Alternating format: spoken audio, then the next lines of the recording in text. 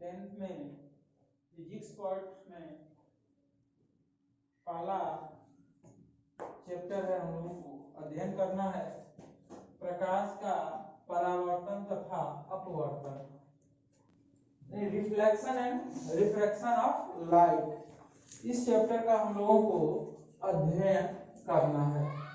तो सबसे पहले हम ये जानें कि लाइट है क्या। लाइट का कॉन्सेप्ट पहले तो क्लियर होना चाहिए। और जब लाइट के बारे में हम लोग पढ़ते हुए आ रहे हैं, प्रकाश जो है आपके दिमाग में होगा कि है क्या प्रकाश।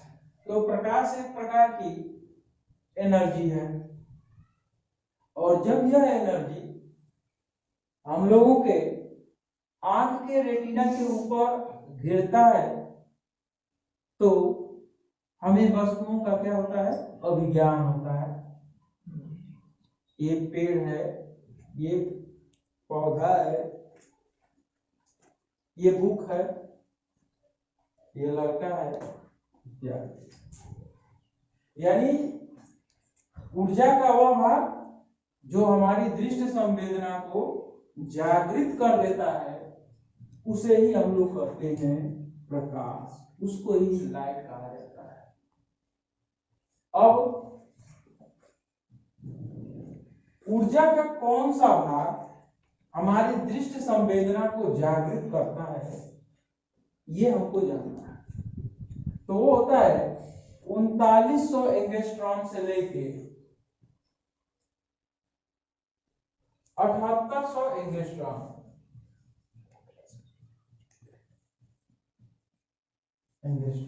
एंगस्ट्रॉम जो होता है मात्रक होता है किसका, तरंग दैर्ध्य का। यानी इस ऊर्जा से, तो आपके दिमाग में हो रहा होगा कि सर जी कह रहे हैं कि ऊर्जा का कौन सा भाग जो हमारी दृष्टि संवेदना को जागृत करता है, तो ऊर्जा का मात्रक तो जूल होता है। यहाँ आप दिखा रहे हैं 3900 एंगस्ट्रॉम से 7800 एंगस्ट्रॉम। तो कंफ्यूजन आपके दिमाग में हो गया कि यहाँ पे एंगस्ट्रॉम तो मात्रक है किसका, तरंगदैर्घ्य का, और बात कर रहे हैं ऊर्जा का। तो इसके लिए थोड़ा सा और आगे आप जब जाओगे तो पढ़ाया जाएगा प्लांक का क्वांटम परिकल्पना, और प्लांक के क्वांटम परिकल्पना के अनुसार प्रकाश जो है वो ऊर्जा के छोटे छोटे बंडलों और पैकेटों के रूप में संचरित होती है, और ऊर्जा का एक छोटा सा जो बंडल होता है उसे एक क्वांटा या एक फोटॉन कहते हैं, और उससे संबंधित ऊर्जा जो होती है वह h न्यू के पूर्ण गुणज के रूप में होती है। अर्थात जो ऊर्जा होगी E equal to h nu. h जो होता है प्लांक कांस्टेंट होता है, h जो होगा वो प्लांक कांस्टेंट होगा, और न्यू क्या होती है, आवृत्ति होती है। अब इसी सूत्र को अगर थोड़ा सा और मॉडिफाइड के रूप में जाओगे तो ये क्या बन जाएगा, E equal to h c by lambda. अब यहाँ पे C क्या हो गया, प्रकाश की चाल। अब यहाँ पे लैम्डा आपको मालूम हो गया तरंगदैर्घ्य, H प्लांक कांस्टेंट क्लियर रहेगा, C प्रकाश की चाल रहेगी। इस तरह से इस तरंगदैर्घ्य से संबंधित ऊर्जा हम लोग ज्ञात कर लेते हैं। इस तरह से इसका एक रेंज हो गया। यही प्रकाश, यही ऊर्जा जो होगी यह हमारी दृष्टि संवेदना को जागृत कर पाती है, जिसका हमारे ऊपर प्रभाव पड़ता है किसके रूप में, देखने के लिए।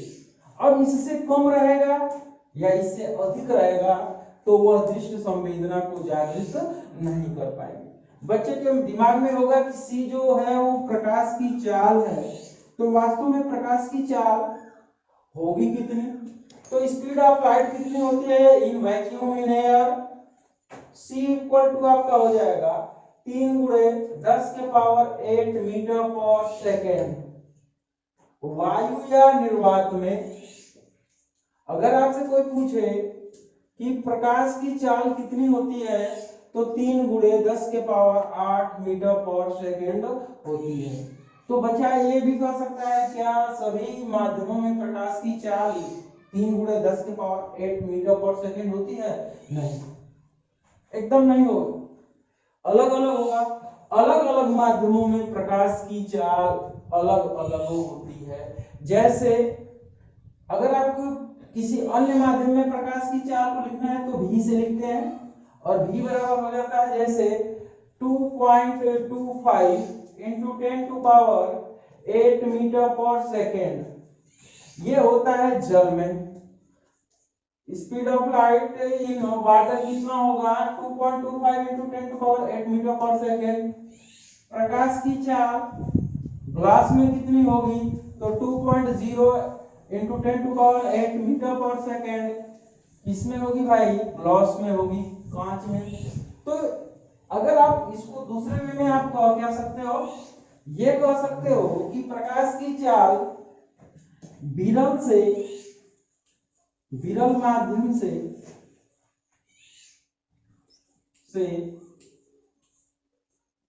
विरल माध्यम से सघन माध्यम में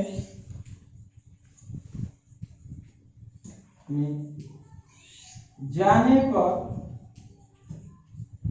विरल माध्यम से सघन माध्यम में जाने पर प्रकाश की चाल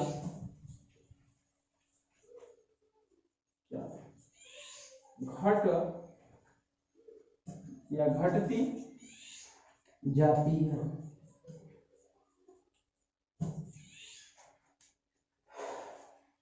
अब आपको हमारे इस धरातल पे, पृथ्वी पे प्रकाश आता कहां से है? तो सूर्य से। मुख्यतः जो प्रकाश आएगा वो कहां से आएगा? सूर्य से आएगा, सन से आएगा अर्थ पे। तो सन से प्रकाश को सूर्य तक आने में अगर कोई पूछे कितना समय लगता है तो आपको निकाल के बता सकते हो कितना होता है टाइम। तो होता है 500 सेकेंड, 500 सेकेंड, या 8 मिनट 20 सेकेंड होता है। तो हम लोग कह सकते हैं कि प्रकाश को सूर्य से पृथ्वी तक आने, कहां से कहां तक? सन से अर्थ पे आने में प्रकाश को कितना समय लगता है। ये आपका अर्थ हो गया, ये आपका सन है। यहाँ से जो प्रकाश है जो ट्रेवल करके पृथ्वी पे आ रहा है उसको सूर्य से पृथ्वी तक पहुंचने में कितना समय लगेगा? तो वो समय होगा 500 सेकेंड। वो 500 सेकेंड में पृथ्वी पर आता है। अब दूसरी चीज, प्रकाश जो है, यानी प्रकाश एक प्रकार की ऊर्जा रही जो हमारी दृष्टि संवेदना को क्या करती है? जागृत करती है, जिसकी सहायता से हमें वस्तुओं को हम लोग क्या करते हैं? देखते हैं। यानी ऊर्जा का वो कौन सा भाग होगा जो हमें देखने में मदद करता है? तो उसका वेवलेंथ होता है 3900 एंगस्ट्रॉम से लेके 7800 एंगस्ट्रॉम। प्रकाश की वायु में जो चाल होगी या निर्वात में चाल होगी वो 3 गुणे 10 के पावर 8 मीटर पर सेकेंड। वही जल में 2.25 इंटू 10 टू पावर 8 मीटर पर सेकेंड। और v इक्वल टू, कांच में अगर निकालने के लिए कहेगा तो 2.0 इंटू 10 टू पावर 8 मीटर पर सेकेंड होता है। इससे क्या निकला कि जब प्रकाश विरल माध्यम से सघन माध्यम में जाता है तो उसकी चाल क्या होती है? घट जाती है। कभी कभी आप देखते होंगे जो बच्चे होते हैं शीशा जिसमें अपना वो चेहरा लोग देखते हैं, जिधर से प्रकाश आता है करते हैं तो प्रकाश दूसरी तरफ चला जाता है, जिसको हम लोग कहते हैं कि प्रकाश का परावर्तन होता है। ये इसकी प्रॉपर्टी है। यानी अगर इधर से लाइट की बीम आ रही है और एक लड़का यहाँ पे सरफेस चमकदार लगा रखा हुआ है, तो ये इस सतह से टकराती है और वापस उसी माध्यम में लौट जाती है। इस घटना को हम लोग कहते हैं प्रकाश का परावर्तन। तो ये चीज किसके अंदर हो रहा है? लाइट के अंदर हो रहा है। तो लाइट की एक प्रॉपर्टी हो गई प्रकाश का परावर्तन, यानी प्रकाश में परावर्तन का गुण होता है, यानी वह किसी चमकदार तल से टकराएगी तो टकराकर वापस उसी माध्यम में क्या होती है? लौट जाती है। दूसरा आप कभी देखे होंगे, इसकी प्रॉपर्टी याद रखिएगा, जैसे पीछे से प्रकाश आ रहा है तो छाया का बनना, आपका बीम एक बड़ा सा बनता चला जाता है, उससे ये सिद्ध होता है कि प्रकाश जो है वो एक सरल रेखा में चलती है। तीसरा, जैसे कभी कभी आप देखते होंगे कि मछली पानी में तैर रही है और आप जैसे ही उसको पकड़ने जाते हैं तो आप उस मछली को पकड़ नहीं पाते हैं और मछली नीचे से निकल जाती है। वह किसके कारण होता है? तो वो होता है प्रकाश का अपवर्तन। वहां पे अपवर्तन की घटना के कारण ये चीज घटित होती है। उसी प्रकार से आप कह सकते हो प्रकाश का व्यतिकरण होता है, प्रकाश में विवर्तन होता है, प्रकाश में ध्रुवण होता है। ये प्रकाश की प्रॉपर्टी है। अगर कोई आपसे प्रकाश की प्रॉपर्टी पूछे, गुण पूछे, क्या देंगे भाई? तो पहला गुण हम लोग कहेंगे प्रकाश की निर्वात या वायु में जो स्पीड होगी, speed of light in vacuum और एयर, कितना होगा? 3 × 10⁸ मीटर पर सेकेंड। दूसरी चीज, प्रकाश को चलने के लिए माध्यम की कोई भी आवश्यकता नहीं होती है। अगर माध्यम है तो भी ठीक, नहीं माध्यम है तो भी ठीक। हाँ, लेकिन अन्य माध्यमों में जैसे जैसे उसके माध्यम आप चेंज करते जाओगे उसकी स्पीड क्या होती जाएगी? बदलती चली जाएगी। जैसे यहाँ पर मैंने आपको दिखाया है कि वायु या निर्वात में 3 × 10⁸ मीटर पर सेकेंड है, वहीं पे वाटर में हमने दिखाया 2.25 × 10⁸ मीटर पर सेकेंड है, और कांच में है 2.0 × 10⁸ मीटर पर सेकेंड है। तो जैसे जैसे माध्यम आपका चेंज होता जा रहा है वैसे वैसे आपकी चाल क्या होती जाती है? प्रकाश की घटती जाती है। तो प्रॉपर्टी आपकी देखें। इसके बाद प्रकाश जब किसी चिकने चमकदार तल पे पड़ता है तो उस तल से टकराकर वापस उसी माध्यम में लौट जाता है, यानी प्रकाश के अंदर परावर्तन का भी गुण होता है। प्रकाश के अंदर अपवर्तन का गुण होता है, प्रकाश के अंदर विवर्तन होता है, प्रकाश के अंदर व्यतिकरण का गुण होता है, प्रकाश के अंदर ध्रुवण का गुण होता है। यहाँ पे आपका चैप्टर जो है उसमें आपको देखना है क्या? Reflection and refraction of light, यानी हमको सबसे पहले रिफ्लेक्शन देखना है। क्या देखना है? रिफ्लेक्शन, प्रकाश का परावर्तन हमको देखना है कि प्रकाश का परावर्तन किसे कहते हैं, कौन सा वह कंडीशन है। तो सबसे पहले हम लोग चलते हैं प्रकाश का परावर्तन देखते हैं, रिफ्लेक्शन ऑफ लाइट। हम लोग देखते हैं बच्चों reflection of light, reflection of light.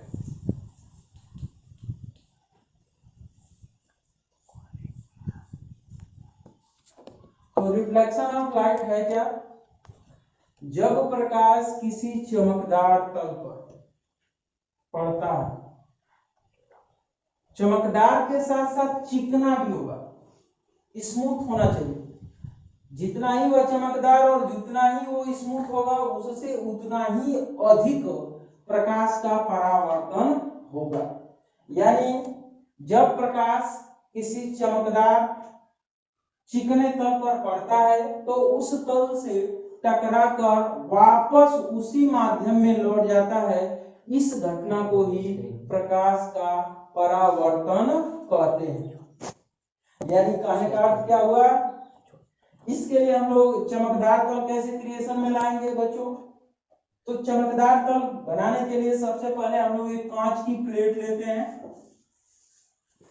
ये रहा है आपकी कांच की प्लेट, और इस प्लेट को चमकदार बनाने के लिए दूसरे एक तरफ हम लोग लाल ऑक्साइड का लेप लगा देते हैं, जिसके कारण ये प्रकाश दूसरे तरफ नहीं निकल पाता है, और इस तरह से इसका दूसरा तल जो होता है, जिधर आपने कलई नहीं किया है, वह चमकदार हो जाता है, जिसको हम लोग परावर्तक तल कहते हैं।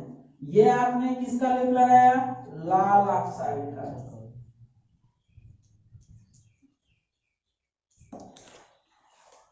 लाल ऑक्साइड का आपने क्या कर दिया? लेप लगा दिया, जिसकी वजह से ये तल कैसा हो गया? चमकदार। और इसी को ही हम लोग कहते हैं परावर्तक तल।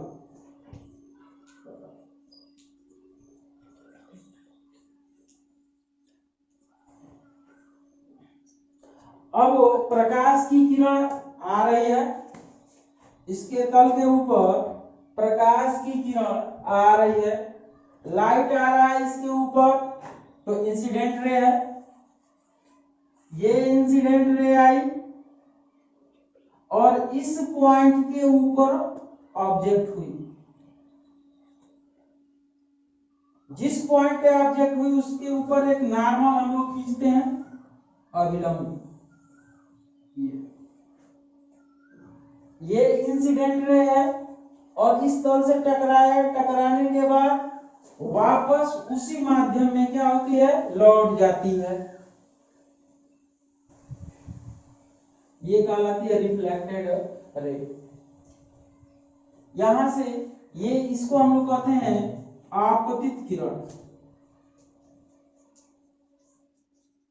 इंसिडेंट रे, और इसको कहते हैं रिफ्लेक्टेड रे किरण, यानी कि परावर्तित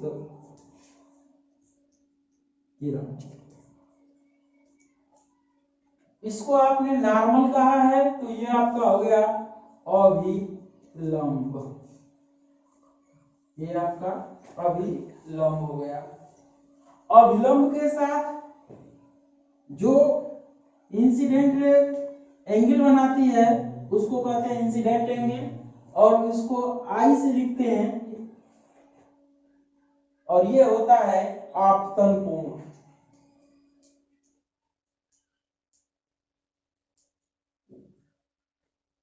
और अभिलंब के साथ जो रिफ्लेक्टेड रे होती है वो जो कोण बनाती है उसको आर से लिखते हैं, और इसको कहते हैं परावर्तन।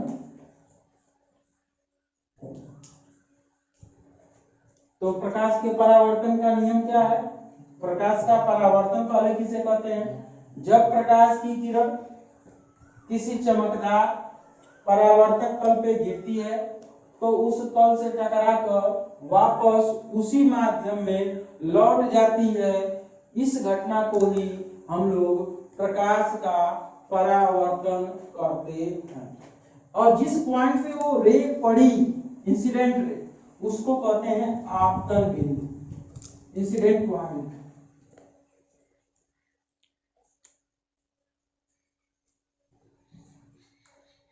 तो ये रहा है आपका प्रकाश का परावर्तन, यानी कि जब कोई प्रकाश की किरण किसी चमकदार परावर्तक तल पे गिरती है तो उस तल से टकराकर वापस उसी माध्यम में लौट जाती है। इस घटना को हम लोग कहते हैं प्रकाश का परावर्तन, रिफ्लेक्शन ऑफ लाइट। अब इसके रूल्स क्या हुए? तो रिफ्लेक्शन के दो रूल, कितने रूल हैं? दो हैं। फर्स्ट रूल्स क्या कहता है? ये कहता है कि आपतित किरण, परावर्तित किरण और अभिलंब तीनों एक ही तल में स्थित होते हैं आपतन बिंदु पर। पहला रूल से इनका क्या आया? इनका पहला रूल है आपतित किरण किरण परावर्तित किरण तथा अभिलंब अरे लिखा होगा हम खाली पढ़ाते होते तीनों एक ही तल में स्थित होते हैं। आपतन बिंदु, ये पहला रूल है कि आपतित किरण, परावर्तित किरण तथा अभिलंब तीनों एक ही तल में स्थित होते हैं। कहां पे होंगे भाई? आपतन बिंदु पर। अब एक माइंड में आया क्वेश्चन कि आपतन कोण और परावर्तन कोण कहां से नापते हैं? लड़के वहां गलती करते हैं। लड़के कहां से नापते हैं? यहां से नापते हैं। ये टोटली रॉन्ग है। परावर्तन कोई कोण पूछता है तो ये कोण नाप देते, तो ये टोटल क्या है? गलत है। आपतन कोण या परावर्तन कोण जो होगा वो हमेशा अभिलंब के साथ नापा जाता है कि वह अभिलंब से कितना कोण बनाया। और जब भाई प्रैक्टिकली देखा गया तो देखा गया क्या कि जितना आपतन कोण होता था उतना ही परावर्तन कोण, आपतन कोण जितना होता था उतना ही परावर्तन कोण होता था। हो गई। नियम नंबर रूल्स का दूसरा इसका रूल क्या है? दूसरा इसका रूल ये है कि इंसिडेंट एंगल और रिफ्लेक्टेड एंगल सेम होंगे, यानी कि आपतन कोण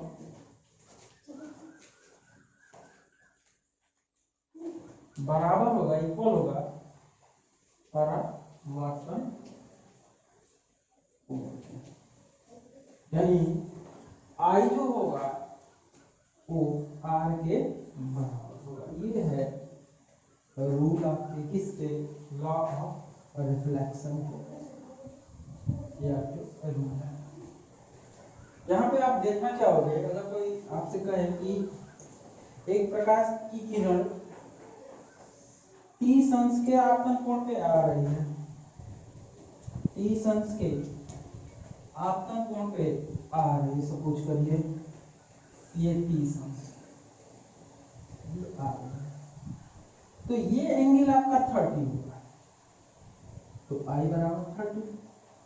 तो परावर्तन कोण कोई पूछेगा तो ये भी कितना होगा? 30 ही होगा। R equal to 30। या कोई कहे कोई प्रकाश की किरण किसी परावर्तक तल पर अभिलंबवत आ रहे हैं, तो अभिलंबवत का अर्थ हो गया कि नॉर्मल इसी पे है और आपतन कोण भी आ भी इसी पे रही है, तो इंसिडेंट एंगल कितना होगा? I equal to 0। तो वह जिस मार्ग से आएगी उसी मार्ग से जाएगी, क्योंकि रिफ्लेक्टेड एंगल भी कितना होना चाहिए? 0 होना चाहिए। तो याद रखिएगा, अगर कोई कभी आपसे कोई क्वेश्चन करे, आस्क करे आपसे कि कोई प्रकाश की किरण किसी परावर्तक तल पर अभिलंब पड़ रही है, तो परावर्तन कोण का मान कितना होगा? 0। कितना होगा? 0, क्योंकि आपतन कोण का भी मान 0, यानी वह जिस मार्ग से आई रहेगी वापस उसी मार्ग से लौट जाएगी। ये रहा है आपका रिफ्लेक्शन ऑफ लाइट। यानी जब प्रकाश किसी चमकदार तल पर पड़ता है तो उस तल से टकराकर वापस उसी माध्यम में लौट जाता है। इस घटना को प्रकाश का परावर्तन कहते हैं। इसके दो रूल्स हैं, आपतित किरण, परावर्तित किरण तथा अभिलंब तीनों एक ही तल में स्थित होंगे आपतन बिंदु पर, और आपतन कोण जो होगा वो परावर्तन कोण के बराबर होगा, यानी कोण आई बराबर कोण आर के। इस तरह से रिफ्लेक्शन ऑफ लाइट का ये पहला पॉइंट।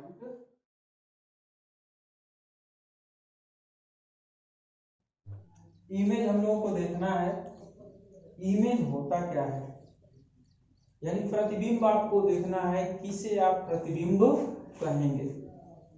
एक वस्तु ए बी आपने लिया और कम से कम वस्तु के शीर्ष से या वस्तु से 2 किरण लेकर चलिए, और ये 2 किरणें अभी आपका जैसे मिरर है, तो एक हम मिरर आपको अभी पढ़ाएंगे या साथ में क्लास 7 में आप पढ़ के आए हो। मान लीजिए कि अवतल दर्पण है, ये अवतल दर्पण है और यहां से आप 2 किरण लेके जा रहे हैं, ये किरण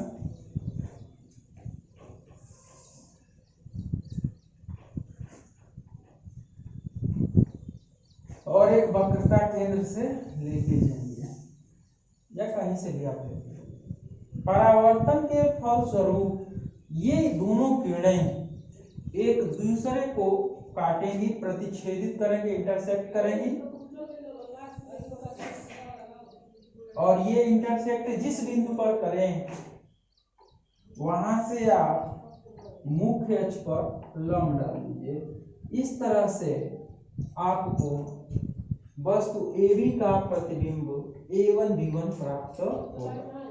यानी जहां पर ये प्रतिच्छेदित करें दोनों परावर्तित किरणें, या आगे आप पढ़ेंगे तो लेंस आप पढ़ेंगे तो लेंस में अपवर्तित किरणें हो जाएंगी, और ये दोनों अपवर्तित किरणें जहां एक दूसरे को प्रतिच्छेदित करेंगी वहां से जो आप मुख्य अक्ष पर लंब डालोगे वह पहले वस्तु का क्या कहलाएगा, प्रतिबिंब कहलाएगा। अब यहाँ पर इमेज जो हो गया वो 2 प्रकार का हो जाएगा, प्रतिबिंब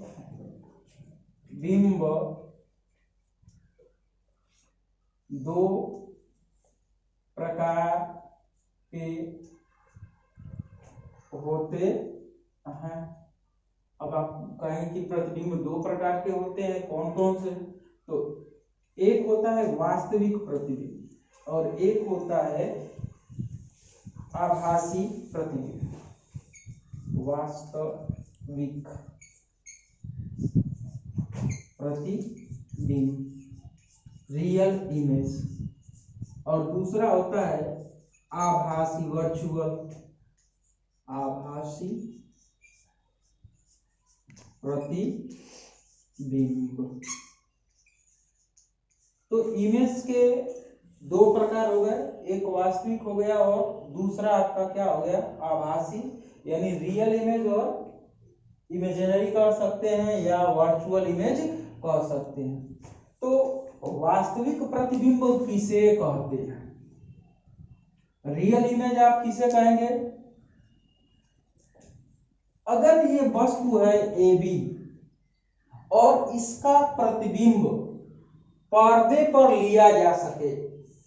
पर्दे का अर्थ क्या है कि अगर आप फोटो खींचें और उसका फोटो प्राप्त हो जाए, जैसे हमारा आपका कॉपी का, किताब का, पेड़ का, पौधे का, अगर आप फोटो खींचते हो तो उसका फोटो हमें प्राप्त हो जाता है, उस इमेज को हम लोग कहते हैं रियल इमेज।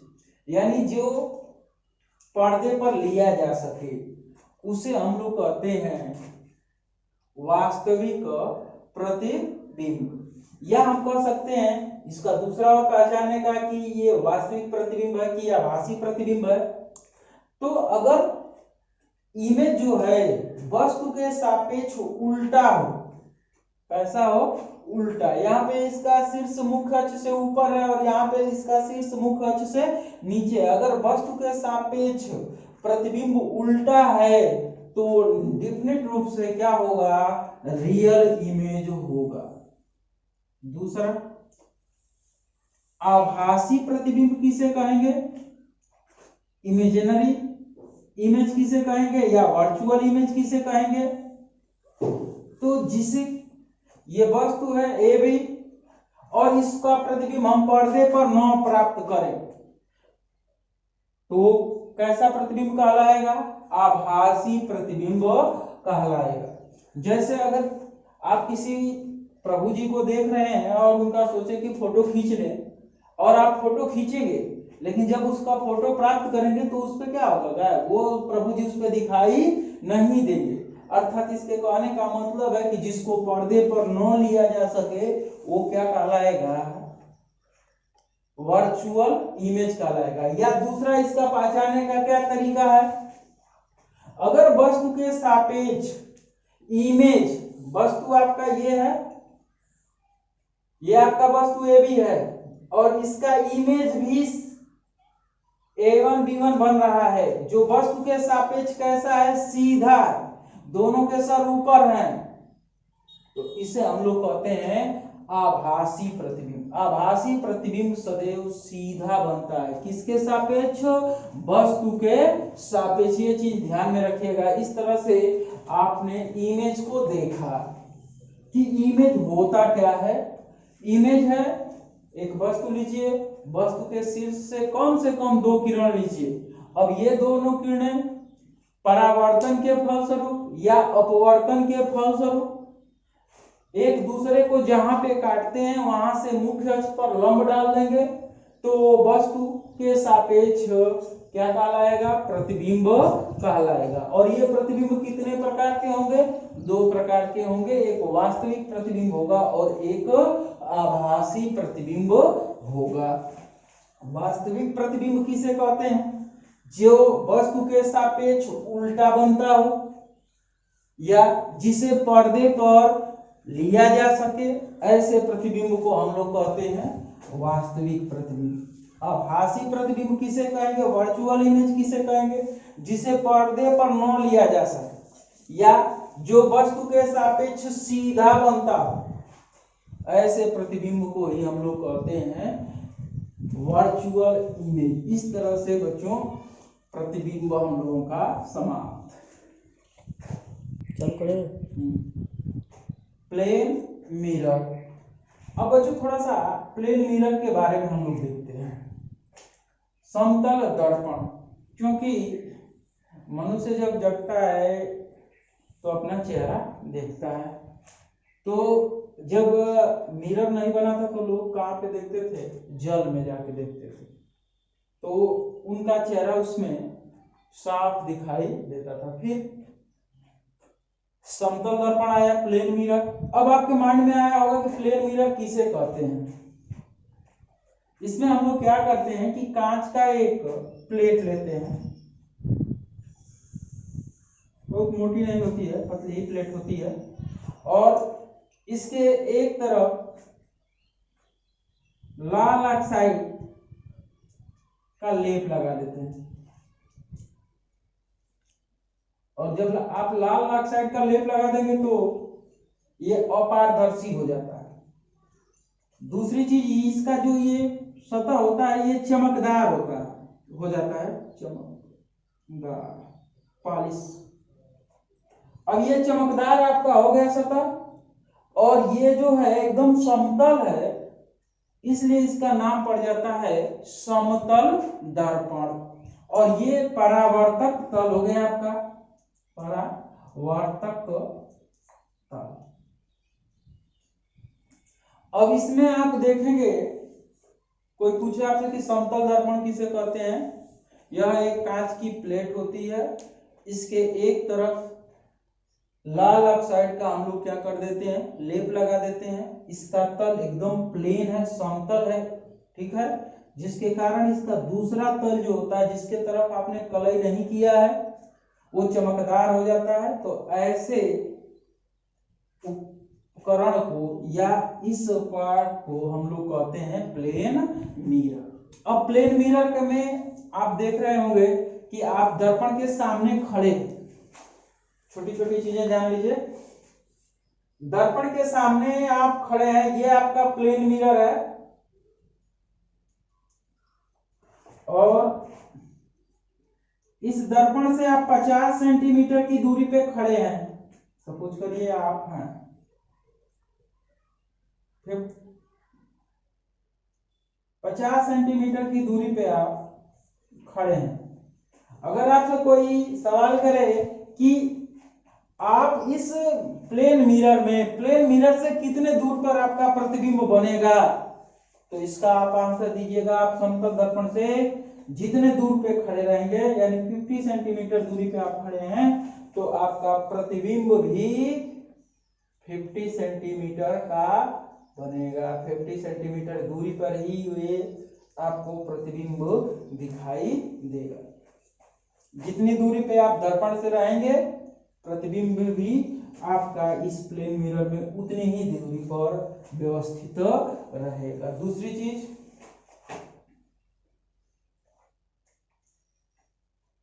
आकार। आपकी हाइट जितनी रहेगी h, इमेज का भी हाइट उतना ही होता है। अगर आप 125 सेंटीमीटर के हैं तो आपका इमेज भी 125 सेंटीमीटर का ही होगा। ठीक है। एक और चीज ध्यान में रखिए, यदि आप दर्पण के तरफ u वेग से आ रहे हैं या आप दर्पण से दूर u वेग से जा रहे हैं, तो आपका प्रतिबिंब जो ये है, ये अगर आप दर्पण की ओर u से आएंगे तो आपका प्रतिबिंब 2u से आएगा। अगर u वेग से आप दर्पण से दूर जा रहे हैं तो आपका प्रतिबिंब 2u वेग से क्या होगा, दूर जाएगा। ये भी ध्यान में रखिएगा। अगर आपको अपना पूरा फिगर देखना है तो दर्पण की हाइट कितनी होनी चाहिए, तो जितनी आपकी हाइट है,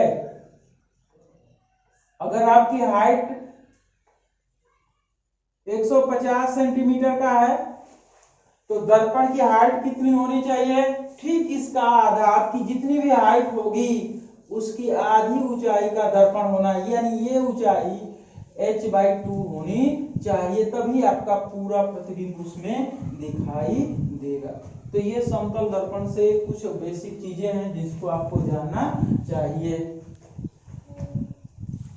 अब हम लोग देखते हैं दर्पण के और प्रकार। एक तो समतल प्लेन मिरर हो गया और एक होता है स्फेरिकल मिरर। दूसरा इसका टाइप्स हो जाएगा मिरर का गोलीय दर्पण।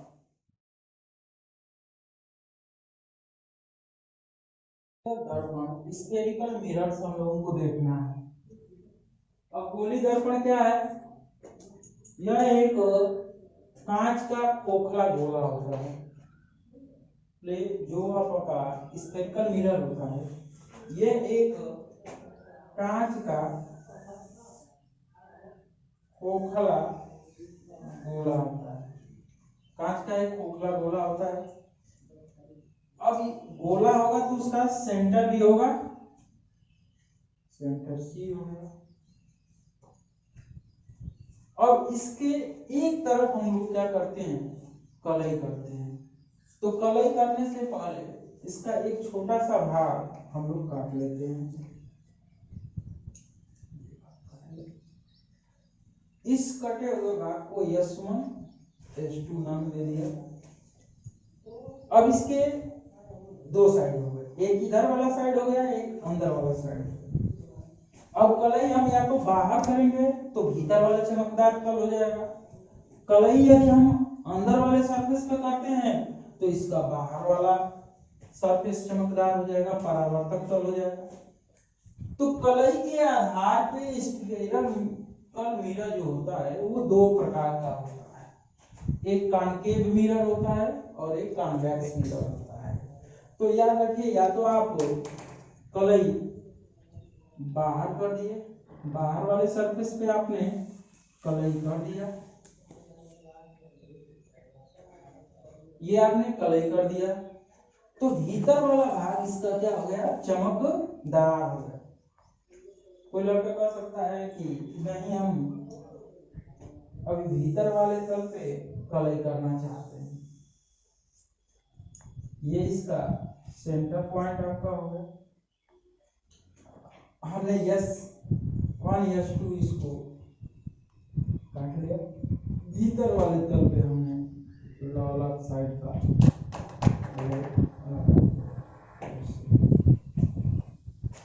ये आपका सेंटर हो गया सी। तो ये जो मिरर बना और एक ये मिरर बना, यहाँ पे ये जो मिरर आया, इस मिरर को हम लोग कहते हैं अवतल दर्पण। अवतल दर्पण, कॉन्केव मिरर, कॉन्केव मिरर। और यहाँ पे जो दर्पण आएगा, गोली दर्पण, उसको कहते हैं उत्तल दर्पण, और वो होगा कॉन्वेक्स मिरर।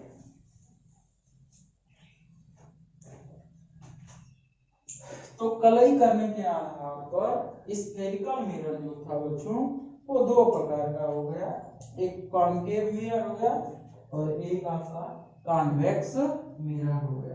कॉन्केव मिरर में हम लोग ऊपरी सतह पे कलई करते हैं, जिससे अंदर वाली सतह परावर्तक हो जाती है, और यहाँ पे कॉन्वेक्स मिरर में हम लोग अंदर वाली सतह पर कलई करते हैं, जिसके कारण इसका उभरा हुआ जो तल होता है वो चमकदार हो जाता है। अब देखिए S1 S2 को इस कॉन्केव मिरर का हम लोग द्वारक कहते हैं, यानी इतने ही भाग पर प्रकाश क्या हो सकता है, पड़ सकता है। तो जितने भाग पर प्रकाश पड़ता है उसे ही हम लोग कहते हैं द्वारक, ठीक है। और S1 S2 यानी जो ये आपका इधर वाला परावर्तक तल है, उसका जो ठीक मध्य बिंदु होगा, जो ठीक उसका मध्य बिंदु होगा, उसको हम लोग कहते हैं पोल, उसको P से लिखते हैं, और उसको हिंदी में कहते हैं ध्रुव और अंग्रेजी में पोल कहते हैं। ठीक यहाँ पे जो होगा बीचों बीच में, द्वारक के ठीक बीचों बीच में जो बिंदु स्थित होता है उसे पोल कहा जाता है, ध्रुव कहा जाता है। अब देखिए मुख्य अक्ष किसे कहते हैं, यानी पहला पॉइंट हो गया द्वारक, दूसरा पॉइंट आपका हो गया ध्रुव, तीसरा पॉइंट आपका हो गया, चाहे वो कॉन्वेक्स मिरर हो चाहे कॉन्केव मिरर हो, सब में आएगा। तीसरा पॉइंट आपका मुख्य अक्ष, प्रिंसिपल एक्सिस उसको कहा जाता है। प्रिंसिपल एक्सिस किसे कहते हैं, वक्रता केंद्र और ध्रुव को मिलाने वाली रेखा, वह रेखा जो वक्रता केंद्र तथा ध्रुव से होकर जाती है उसे ही हम लोग कहते हैं प्रिंसिपल एक्सिस। क्या कहेंगे, मुख्य अक्ष कहेंगे। यही हमारा क्या होता है, मुख्य अक्ष होता है। इसमें भी वही ध्रुव और वक्रता केंद्र से होकर जाने वाली रेखा ही क्या कहलाएगी, मुख्य अक्ष कहलाती है। चौथा इसका पॉइंट 4 पॉइंट क्या होगा, वक्रता केंद्र। परिभाषा बोर्ड में देता है बच्चों, सेंटर ऑफ कर्वेचर। ये जो मिरर बना, कौन मिरर बना हुआ है, कॉन्केव मिरर बना या कॉन्वेक्स मिरर बना, जिस खोखले स्फीयर का ये भाग है, उस खोखले गोले के केंद्र को ही हम लोग कहते हैं वक्रता केंद्र। जो ये सी पॉइंट है, इसको नाम दिया जाता है वक्रता केंद्र। या सिंपली रूप से ऐसे आप कह सकते हो कि अवतल दर्पण या उत्तल दर्पण, जिस कांच के खोखले गोले का भाग होता है, उस खोखले गोले के केंद्र को ही हम लोग सेंटर ऑफ कर्वेचर कहते हैं। अब इसके बाद पांचवा पॉइंट क्या आएगा, वक्रता त्रिज्या। वक्रता त्रिज्या, रेडियस ऑफ कर्वेचर किसे कहेंगे, इसको R से लिखते हैं बच्चों, वक्रता केंद्र और ध्रुव के जो बीच की दूरी होती है, किसके किसके बीच की दूरी, वक्रता केंद्र और ध्रुव के बीच की जो दूरी होती है उसे ही हम लोग वक्रता त्रिज्या कहते हैं। क्या कहेंगे, ध्रुव और वक्रता केंद्र के बीच की दूरी को ही हम लोग कहते हैं वक्रता त्रिज्या। इसी में आप समझ लीजिए 6 पॉइंट फोकस।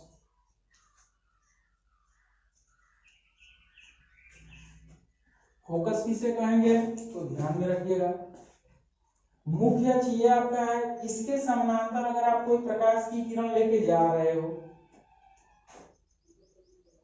ऐसे आपने रे ले लिया, यहाँ पे